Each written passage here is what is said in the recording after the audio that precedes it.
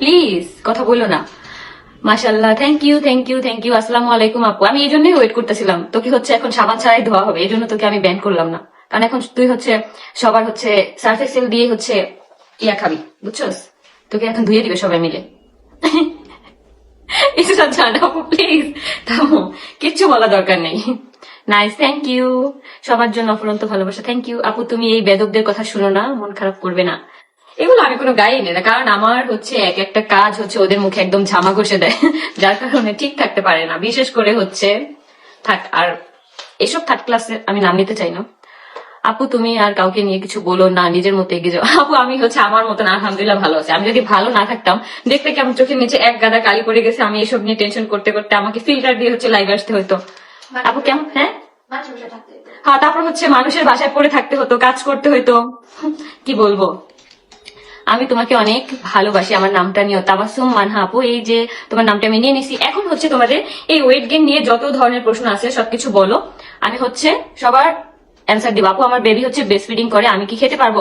আপু তোমার বেবির বয়স যদি 3 মাস প্লাস হয়ে থাকে তাহলে কিন্তু তুমি মেডিসিনটা কন্টিনিউ করতে হচ্ছে। এই মেডিসিনটা কোনো ধরনের কোনো প্যাকেজিং রাখি না। আখি আপু নতুন বাসায় উঠছেন না? আপু আমি এখানে নতুন বাসায় উঠি নাই, বাট হচ্ছে প্রিপারেশন নিতেছি এখন থেকে যে নতুন বাসায় উঠবো। তোমরা হচ্ছে ওয়েট করো, আমি তো ওয়েট করতেছি যে আমরা কবে হচ্ছে নতুন বাসায় উঠবো, আমাদের বাসাটা কত সুন্দর হবে।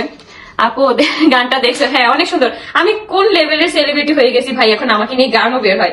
এইরকম জায়গায় আসতে হচ্ছে ভাগ্য লাগে যে আমার নাম আমার আগের বয়ফ্রেন্ডের নাম ইয়া করে তারপর হচ্ছে টাকা খরচ করে হচ্ছে গান বানায়।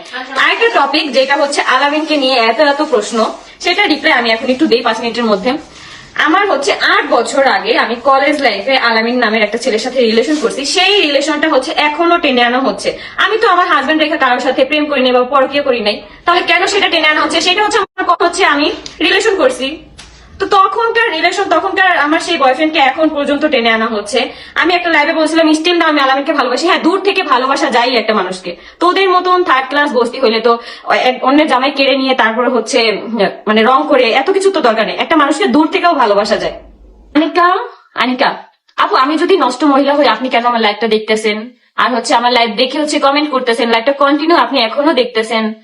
এটা হচ্ছে আপনার হচ্ছে বলতে গেলে এটা কি বলেন, এটা হচ্ছে মানুষ ওই যে দূর থেকে ভালোবাসে না, সেরকম ব্যাপারটা সেরকম হয়ে গেছে। কারণ আপনি হচ্ছে আমাকে দেখতেছেন, ভালোবাসতেছেন, আবার কেন যেন আপনার মানে মনে হচ্ছে ভালোবাসেন না। মানে কতটা ভালোবাসলে আপনি কমেন্ট করেন বুঝেন।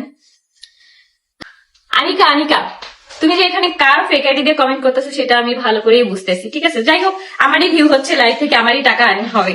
কমেন্ট করো, সমস্যা নাই।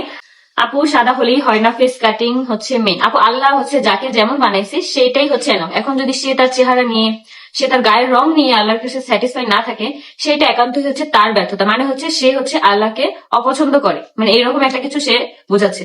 মানে আমার কাছে সবসময় হচ্ছে গায়ের রং, তারপর হচ্ছে কার কেমন দেখা যায়, এইসব আমার কাছে কখনোই মেটার করে না। আমি জানি তোমরা সবাই মিলে হচ্ছে ওকে এখন সার্ফ এক্সেল ছাড়াই দিতে দিবে, যার কারণে ওকে আমি ব্যান করতেছি না। ও দেখি কতক্ষণ এরকম মানুষের ধোয়ানি খাইতে পারে। আখি আপু, হ্যাঁ আপু বলো।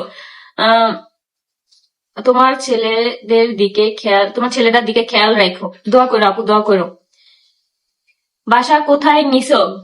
বাসা নিছি হচ্ছে চাঁদের দেশে, যেটা দেখতে পারবো তোমরা। আপু তুমি ইউটিউব থেকে টাকা পাও না, প্লিজ প্লিজ রিপ্লাই দাও। হ্যাঁ আমার ইউটিউবে তো টাকা আর্নিং হচ্ছে।